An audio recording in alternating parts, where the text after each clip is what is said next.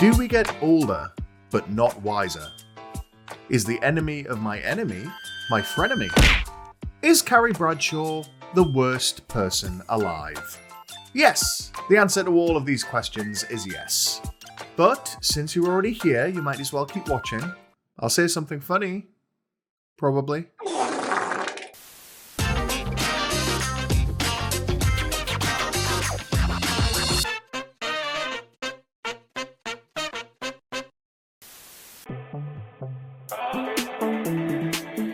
Miranda lasts a record 20 seconds of screen time this week before coming up with an all-new way to justify her thirst for man blood.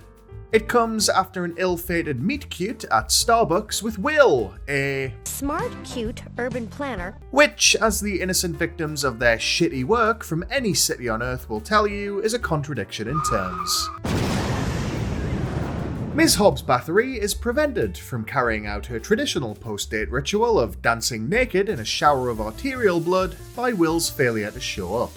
Unwilling to let this go, she calls him for a telephonic beasting, only to learn that Will beat her to the punch by conveniently dying earlier that day. Miranda's empathetic reaction? They're starting to die on us. She's beauty and she's grace. Driven by the need to be around death like a nursing home cat, she drags Carrie down to the open casket funeral. Blah, blah, blah, blah. Where they openly discuss the dead guy's looks in front of his friends, family, and corpse in a display of narcissism that would make Kris Jenner blush. If there are any veins left in her face capable of widening. At a wake that looks like Margarita Monday at an investment bank, Miranda snaps up the offer of a date from fellow mourner Jim, Carrie's apparently asshole ex-flame and Nurse Jackie's future husband. Despite being warned, Miranda decides that he must have changed in the 8 years since Carrie probably ruined his life, and after a date which surprisingly doesn't end in cannibalistic murder, insists that Carrie join them for a drink next time to prove it. The problem here, if you can call it that, is revealed to be that for the most part what Jim has to say about Carrie is actually pretty accurate criticism of how much of a total waste of skin she is. Doesn't know a lot about sex for a sex columnist? Check.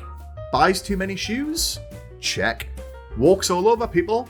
Check, check, check. Obviously Miranda sides with her friend and dumps Jim, which is fair enough. But I bet his words come back to haunt her 8 years later when Carrie's blaming her for getting jilted. See? Waste of skin. If you, like I, were hoping that the writers would have forgotten about Charlotte and Trey naming their downstairs mix-ups last week, then we're both shit out of luck.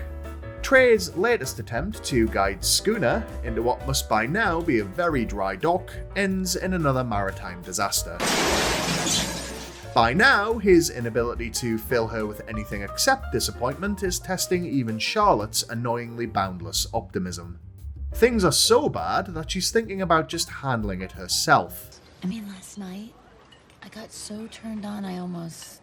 A heretofore unmentioned line in the marital sand she inexplicably refuses to cross. That being said, the fact that she isn't getting any at all does explain why she spends this episode acting like Monty from Rescue Rangers if he'd fallen on hard times and cross-addicted to c***. Oh, crap. It's a really stinky You weren't supposed to see that. Samantha advises her to try shifting Trey's perspective. Madonna whore. Instead of seeing Charlotte as his uptight wife, she should work on getting him to see her as his uptight dong depository. Makes me want a hot dog real bad. The way she interprets this is hilariously to reverse Pretty Woman herself, hunting through the racks of a seedy lingerie store like a horny truffle pig. After a falling out with Samantha, which we'll get to, and evidently in need of a waspy top-up, Charlotte meets up with her old sorority sisters for lunch, whose nicknames were probably Susan Sarandon's Corpse, Phoebe DK, and Bitch. After quaffing more martinis than she should, by which I mean one, Charlotte launches into a diatribe about the virtues of being thrown around a bedroom like a chew toy. Damn it, I just really want to be just really To the obvious and delightful horror of her prissy gal pals. Are you serious? Not what it looks Right like. in front of my salad? We later discover that Granny MacDougal plumped for a sheer red number at the wannabe horse store, which features significantly more of her nipples than I ever needed to see. Trey's reaction is... What in God's name are you wearing? Not a great start.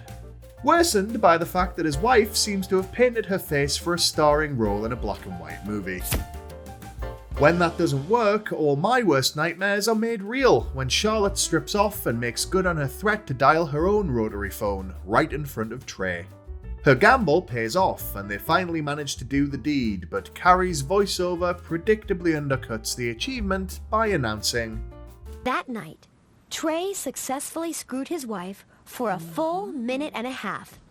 See? Waste of skin.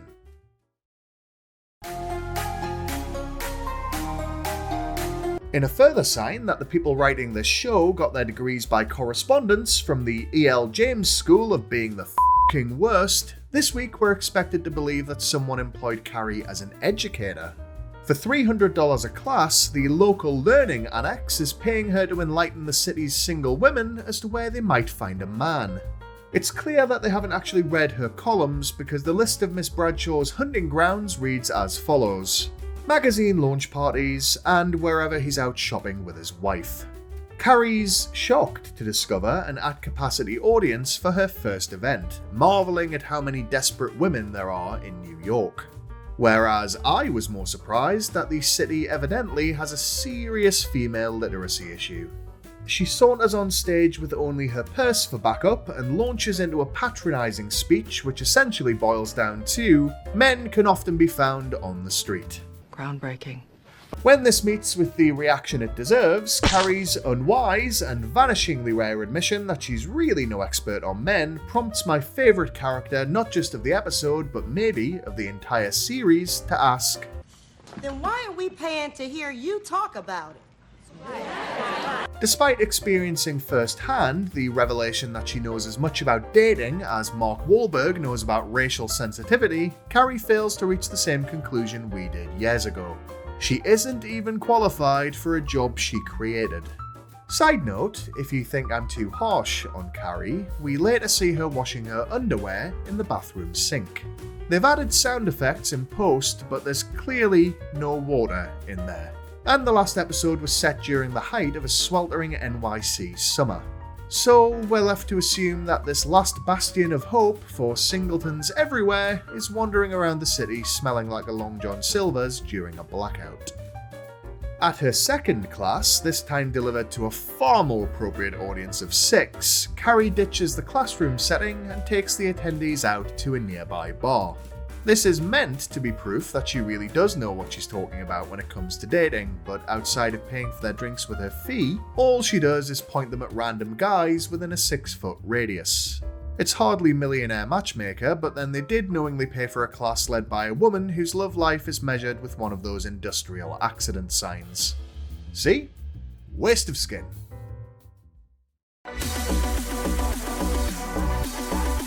You know, it's episodes like this where you can really see why Kim Cattrall lost her rag with this show. She spends her early screen time getting literally f***ed across a room by a guy in 5-second installments. When they do decide to use her, it's as a foil for Charlotte, whose frustration at Trey's floppy fiddlestick causes her to lash out. For a start, Snowshite's claim that sex is exclusively an act of love is, for the record, absolutely not correct, even within the realms of her own experience. Besides which, as Sam rightfully points out, the rest of the world can't be expected to grind to a halt just because Mrs. MacDougal's Maine Coon is going hungry. Things take a turn when Sam auditions Southern Bellend Claire Ann for the temporarily open position in her friendship group.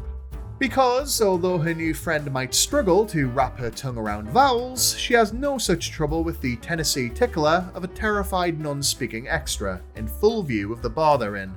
Unwilling to bear reluctant witness to a non-consensual sloppy toppy, she beats a hasty retreat. The conceit here being, obviously, that Samantha has a little Charlotte in her, and vice versa. Although, if you've got to resort to a blow-jibber flow show and the Real Housewives of Wyoming to get your point across, that should probably tell you something.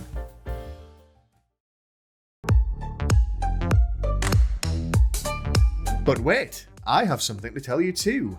And that is that the last video's top comment came from CC12, who'd like the Legend of Zelda chest opening sound to play whenever she's getting her Octorok scene to.